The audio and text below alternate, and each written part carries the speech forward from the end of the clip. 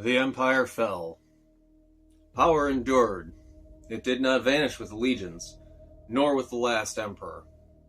It survived quietly, in land, in wealth, and in memory. Families who had once governed Rome from the Senate, who guided the city's faith and law, now walked among its ruins in new forms. One name begins to appear in these stories, a name whispered in chronicles, recorded in ledgers, and emblazoned on heraldry. That name, Orsini. They were neither conquerors nor kings, but guardians. Guardians of a legacy older than kingdoms, older than the church itself.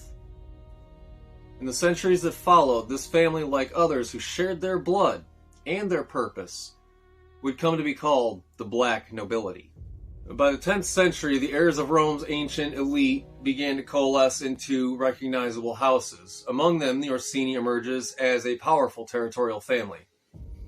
They had inherited lands, estates, and influence once held by families like the Anici. Their name derived from the bear, a symbol of strength and guardianship, which appears repeatedly in Roman chronicles, as well as tax records and the early heraldic texts. One of the first notable Orsini in historical records is Cencio Orsini. Now, he was active in the 10th century. He established the family estates around Rome and Lazio. His political alliances helped position the Orsini among the city's ruling elite. Over the following centuries, the family produced figures who held both ecclesiastical and military authority. Pope Celestine III, Giacinto Orsini, held the papacy for 7 years, from 1191 to 1198. He was one of several popes to come from this family. His election marked a moment when the family's influence reached into the absolute heart of Christendom. They had many cardinals, military leaders, and diplomats that came from House Orsini. Another example is Cardinal Latino Orsini, who oversaw Vatican construction projects and served as a trusted advisor to multiple popes. And this demonstrating the family's enduring role in governance behind the visible throne. Now, the Orsini didn't seek overt kingship. They sought endurance through marriages, through alliances, and through careful stewardship of estates. They positioned themselves at the heart of Roman power while remaining largely unseen. They were guardians of influence rather than rulers. Rome was no longer the empire it once had been. The church had inherited its symbols and authority. Families like the Orsini integrated themselves into the church hierarchy, producing cardinals, popes, advisors.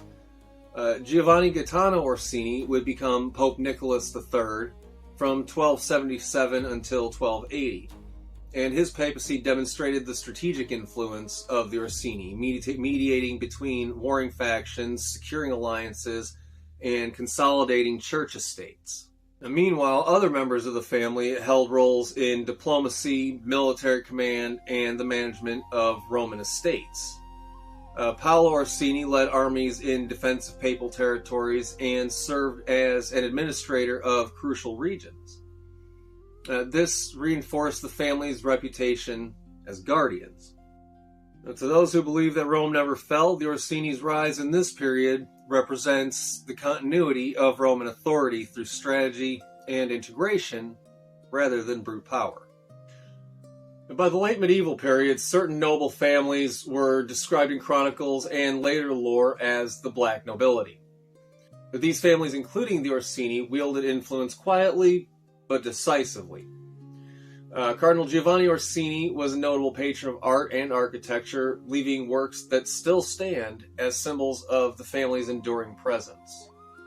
The Orsini held royal titles later in the medieval period, titled Princes of Bracciano in the 15th century.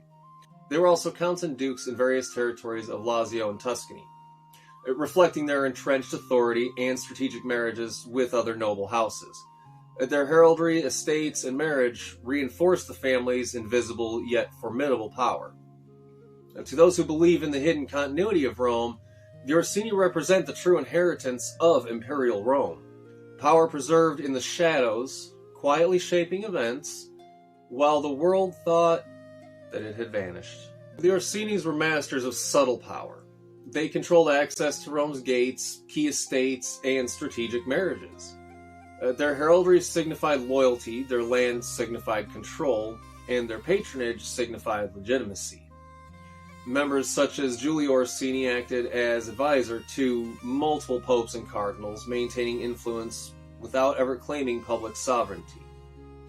Now, to those who study this era through the lens of the myth and legend, the Orsini were the guardians of Rome itself, ensuring continuity through symbols, estates, and alliances, while the city around them shifted and changed constantly.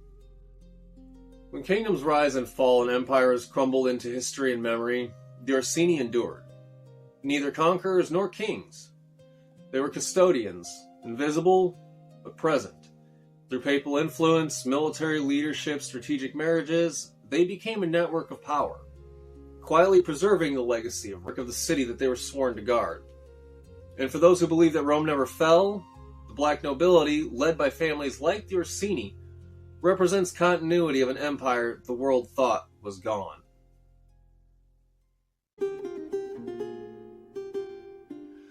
Rome did not disappear. It transformed. The empire's power fragmented, the Renaissance blossomed, and the city became a stage for intrigue, and among the noble houses that had survived centuries of upheaval, one rose quietly. The Orsini were no longer merely guardians of estates.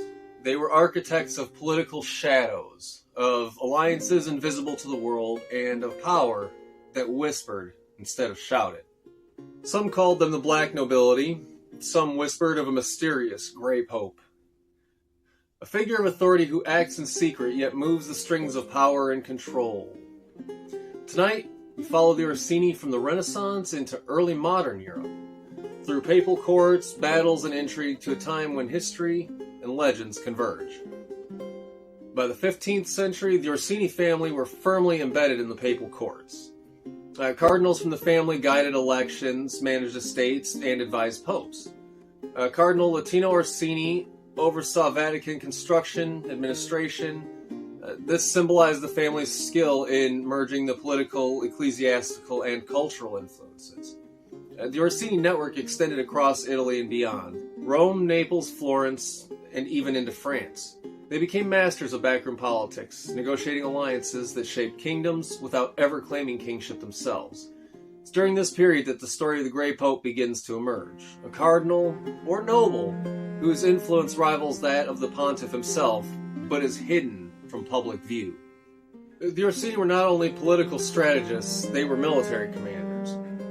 Figures like Paolo Orsini and Giulio Orsini led armies for the Papal States, defending territory, expanding influence. The Condottieri were both warriors and politicians, using force and diplomacy to maintain family authority.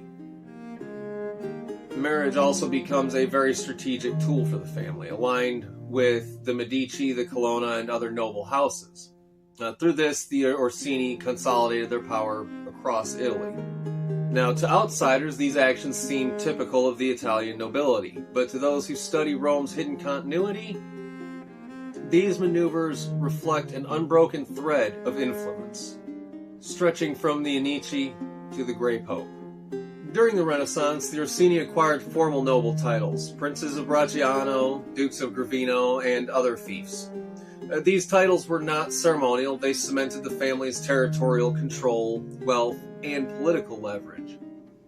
Prince Paolo Giordano Orsini exemplified this era. He was a statesman, a soldier, and a patron of the arts.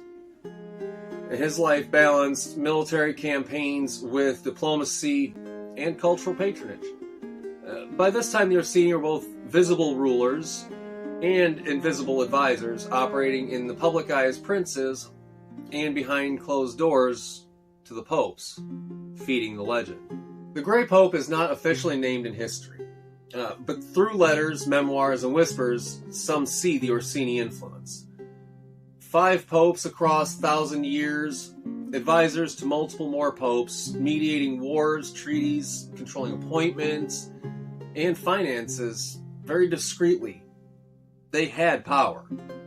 While legends suggest a figure who operates beyond public scrutiny, yet with authority equal to the Pope, historians debate whether this was literal or symbolic. but the Orsini family's documented influence gives the story plausibility. By the end of the 17th century, the Orsini had mastered the balance between visible and invisible, exercising power with discretion, setting the stage for the story of the Great Pope. Power in Rome is a tapestry woven through centuries. The Orsini are threads both visible and invisible, binding history and legend. Cardinals, popes, princes, soldiers, and diplomats, all part of a network whose influence extends far beyond the eye of the public.